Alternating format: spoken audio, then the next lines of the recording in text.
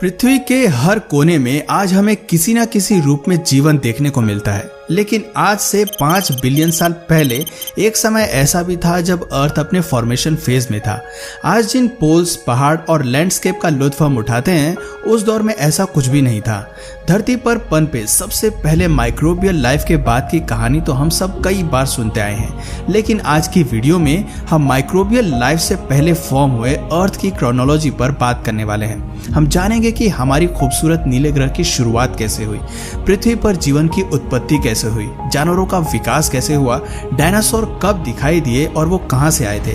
तो देर न करते हुए चलिए अपनी पृथ्वी के इतिहास की सभी कड़ियों को जानने की कोशिश करते हैं।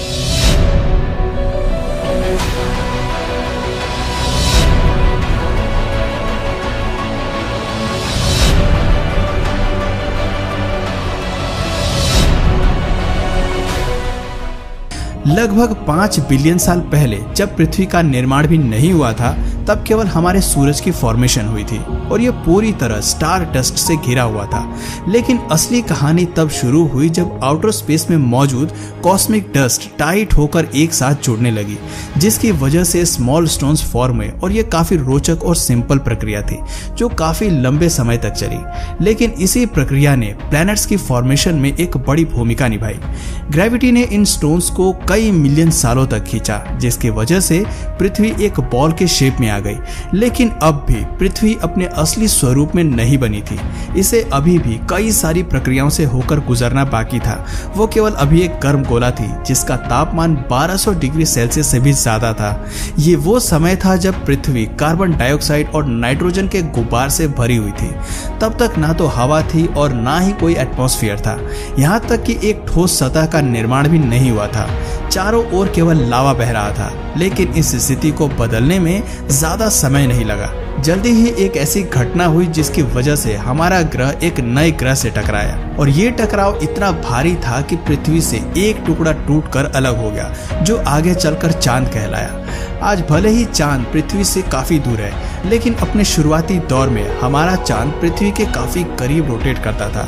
समय के साथ दूरी बढ़ती चली गई। चांद भी ग्रेविटी के चलते गोलाकार शेप में फॉर्म हो गया, लेकिन टकराव का ये सिलसिला अभी खत्म नहीं हुआ था।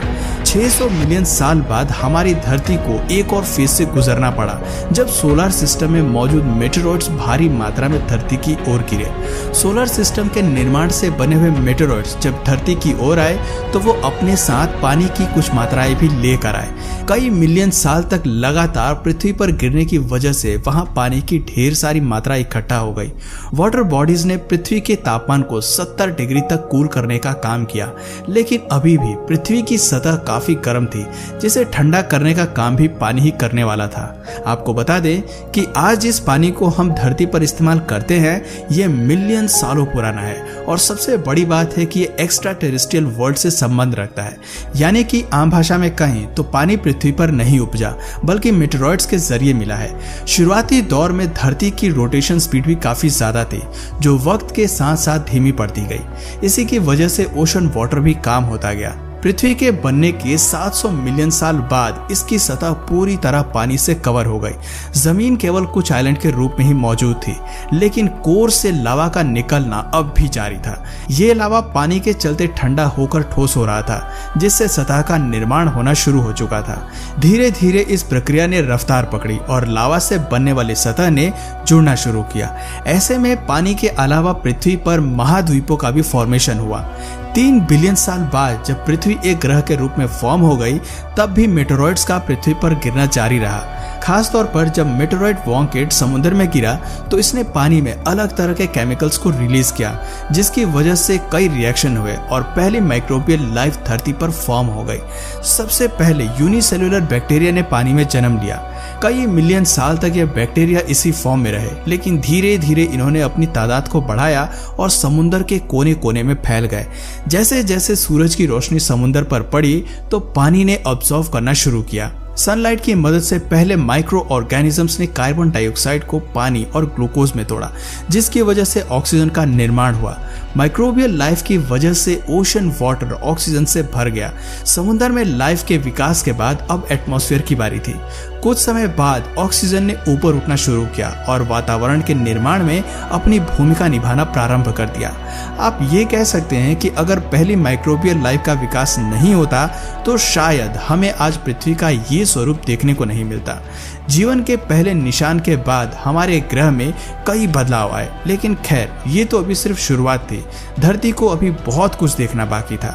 इसी तरह 2 बिलियन साल बीत जाने के बाद पृथ्वी पर ऑक्सीजन की मात्रा काफी बढ़ गई और प्लेनेट की रोटेशन स्पीड में भारी कमी आई। दिन बड़े होते चले गए और पृथ्वी पर वो सभी हालात पैदा हो गए जो किसी भी जीवन के लिए सबसे जरूरी थे। 1.5 बिलियन साल बाद जब सब कुछ शांत हो गया तो पिघले लावा के चलते पृथ्वी की सतह ने टूटना शुरू किया। शुरुआती दौर में जमीन पूरी तरह से एक दूसरे से जुड़ गई थी, लेकिन लावा के चलते प्लेट्स में मूवमेंट स्टार्ट हुई, जिसकी वजह से सभी सतह ने टूटकर अलग अलग महाद्वीपों का निर्माण शुरू कर दिया। जहां एक तरफ सभी महाद्वीप एक दूसरे से अलग होने लगे, वहीं वोल्केनिक एरप्शंस के चलते कार्बन डाइऑक्साइड भी प्रोड्यूस हुई। कुछ समय बाद धीरे धीरे पृथ्वी का तापमान 50 डिग्री सेल्सियस तक नीचे गिर गया। नॉर्थ और साउथ पोल में बर्फ के गिरने का सिलसिला शुरू हो गया। धीरे धीरे पूरा ग्रह बर्फ की 3 किलोमीटर चौड़ी लेयर में ढक गया। बर्फ इतनी ज्यादा थी कि स्पेस से पृथ्वी सफेद दिखाई देने लगी। सूरज से आने वाली गर्मी भी सफेद बर्फ के चलते वापस आउटर स्पेस में रिफ्लेक्ट होने लगी। लेकिन ये स्नो एज हमेशा के लिए धरती पर नहीं पनपने वाली थी।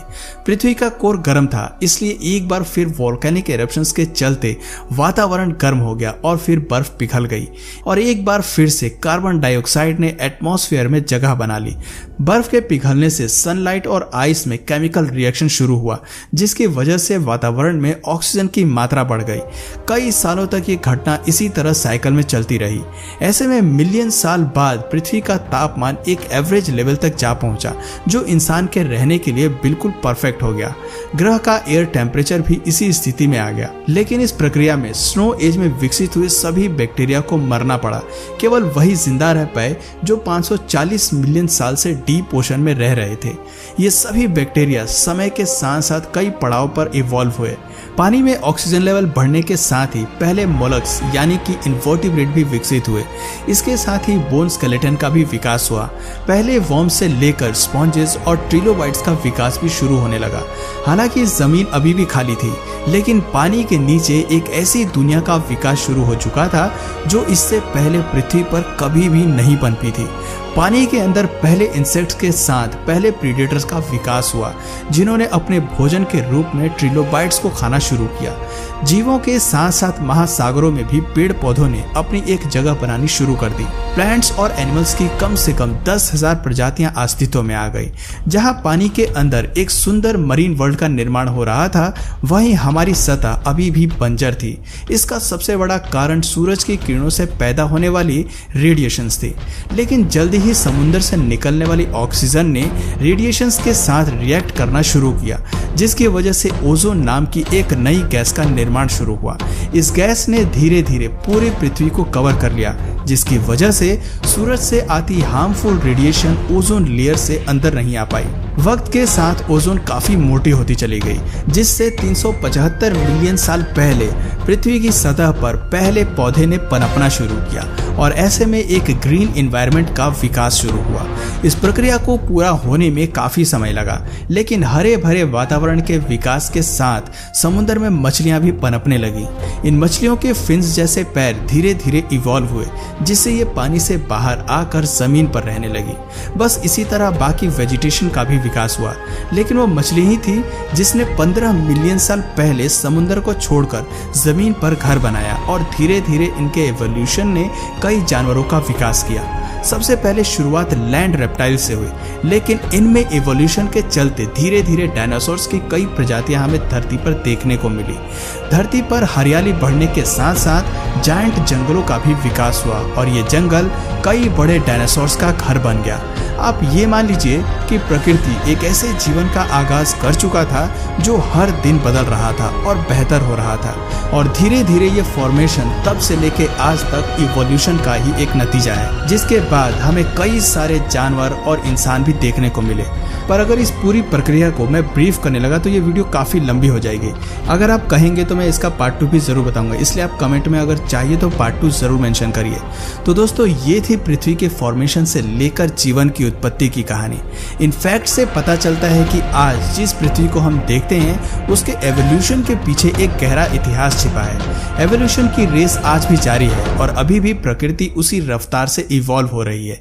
ऐसे में ये जानना दिलचस्प है कि हमें भविष्य में न जाने धरती पर क्या क्या देखने को मिल सकता है। तो दोस्तों अगर ये वीडियो आपको पसंद आया और अगर इस वीडियो से आपको कुछ नया जानने या सीखने को मिला या फिर इंटरेस्टिंग लगा तो प्लीज़ इस वीडियो को एक लाइक करके अपने फ्रेंड्स और फैमिली में भी इसे ज़रूर शेयर करें। और यदि आप इस चैनल पर नए हैं तो प्लीज़ इस चैनल को सब्सक्राइब करके बेल नोटिफिकेशन आइकन को ऑन कर लीजिए ताकि हमारे आने वाले वीडियोस आप मिस ना करें। मिलते हैं फिर किसी वीडियो में नए टॉपिक के साथ, तब तक के लिए नमस्कार।